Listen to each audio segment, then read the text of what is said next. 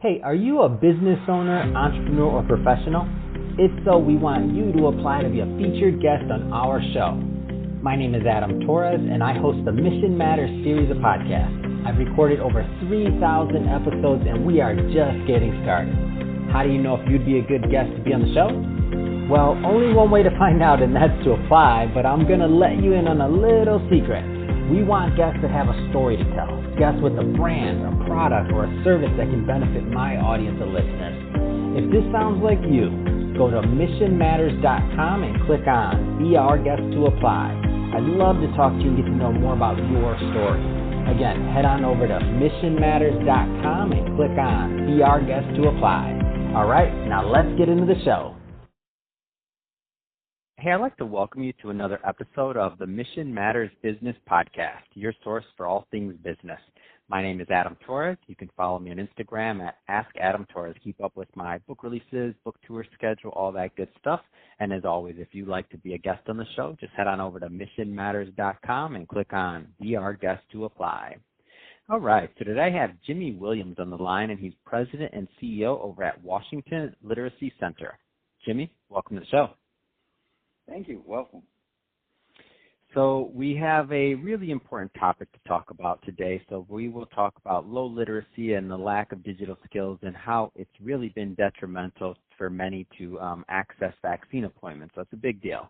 But before we get into the topic, maybe it'll be helpful to provide a little bit of context behind what you're doing over at Washington Literacy Center. Tell us a little bit more about the center, please.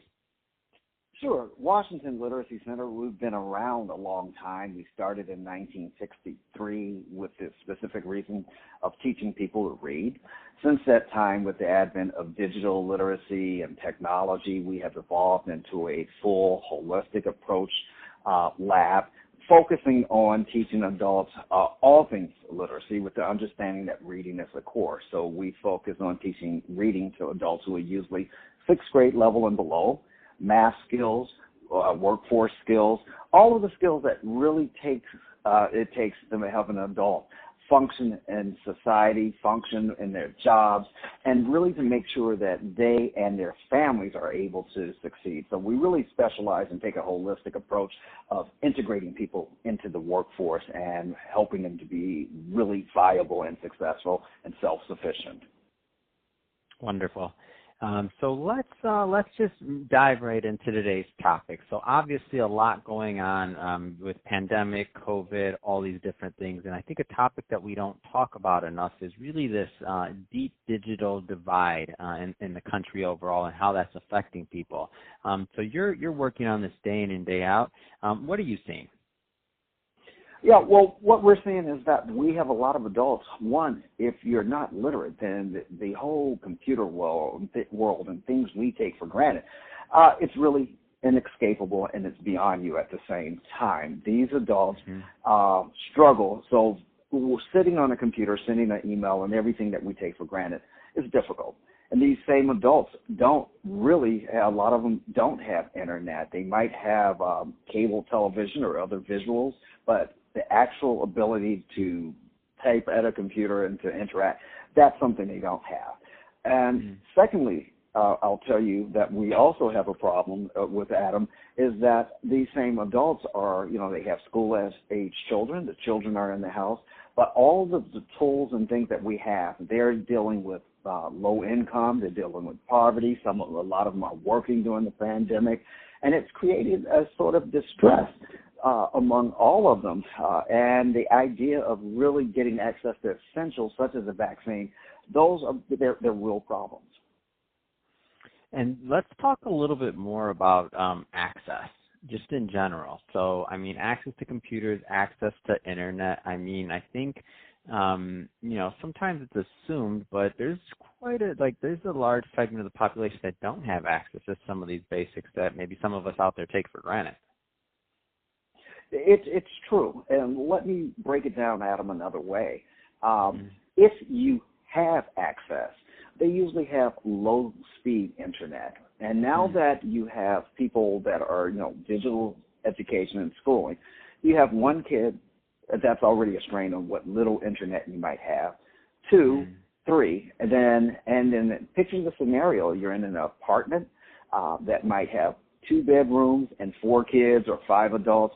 There's not privacy. There's a lot of things you don't have, but the internet bandwidth and speed that we all take for granted, they don't have. It's already stressed.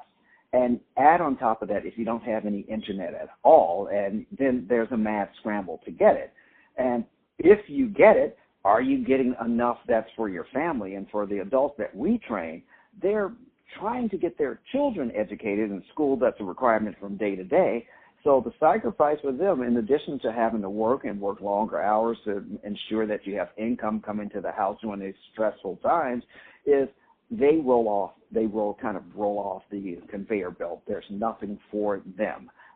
So for them, the ones that manage to participate and still do our online education, it's really difficult for them in terms of are they able to do it? Are they able to have their undivided attention for 2 hours a day?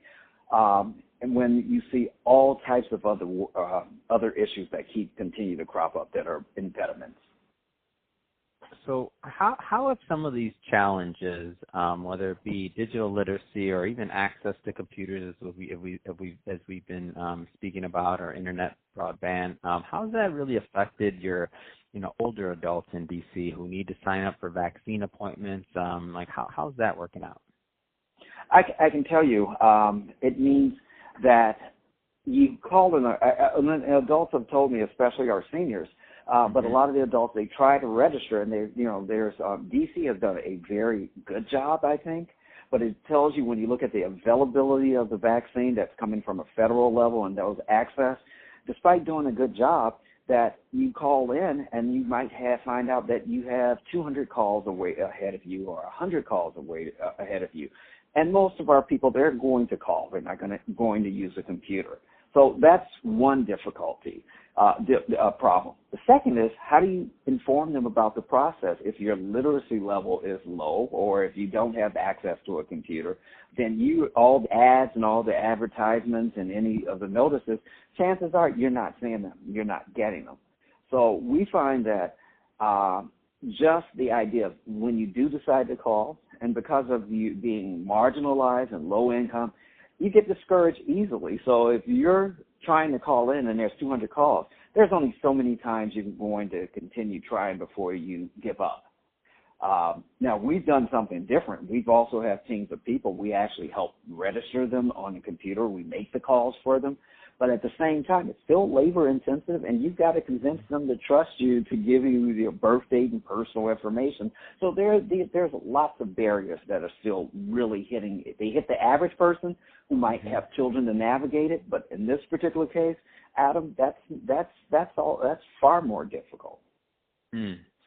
So let's go a little bit further down. So you mentioned some of the things you're doing. I mean, overall, how is WLC working to really kind of solve these problems and to be that advocate? Well, in one, we are recreating some of these ads, and so we've simplified them, and we use our mailing list and our own outreach and our own caseworkers to reach out to the affected group. We're not expecting them to come to them. We're coming to them. Right. So the calls and outreach, and that's what a lot of them need. If you're expecting them to just suddenly make that call, it's just not going to happen with the large numbers that you expect. So we do that. Secondly, we try to remove the fears, and by educating them about the vaccine. A lot of them don't know much. The data and information is overwhelming. So we almost have to repeat in a different way to make them comfortable with the concept of even getting vaccine. No, I totally get it, and it's a tricky situation. Any way you look at it, it really is, because it's such a timely thing, and especially when we think about the segment of the population, especially that are most susceptible. So specifically our seniors. So for them not being able to get it, I mean, that time matters on this one. Yeah, and let me add something, Adam. And a lot of the people we serve have other disabilities. So if they're senior citizens, that's a disability, but they have other physical disabilities. A majority of the people we serve are African American, Latino, and Asian. So if by the time you add other factors, whether it's diabetes, high blood pressure, and others, and some of them have other life-threatening ailment, well, then all of a sudden we find that time is also equally as important. And you couple that many of them live in apartment buildings, and many of them do work in front end workers and working in shopping stores, grocery stores, and taking public transportation to get there. So, Jimmie, that being said, first off, it's been great having you on the show, and I did want to, and it's been great getting this information out there. So, meaning really wanted to educate my audience to what's going on. I mean, how can people get involved? What are the tools, what are the resources? How do they learn more? Give us some info on that stuff. Well, I'm glad you asked. Well, I encourage people to reach out to us directly, or reach out, if you're beyond our serving area, reach out to any of the other nonprofits that are doing exactly what we do. But you can also look us up on our website at WASHLIT, that's washlit.org, or you can call our line and speak to a live person at 202-387-9029. Or reach us through our website or our email. And again, our email you can email us at info@washlit.org. Fantastic. Well, Jimmie, really appreciate you coming on the show today and sharing more about your background and all the great stuff that you're doing to really help out there. And to the audience, as always, thank you for tuning in. Hope you got a lot of value out of this. If you did, don't forget, hit that subscribe button. Have some more great guests just like Jimmie coming up for you. And Jimmie, thanks again for coming on. It's been a pleasure. Thank you, Adam. I appreciate it.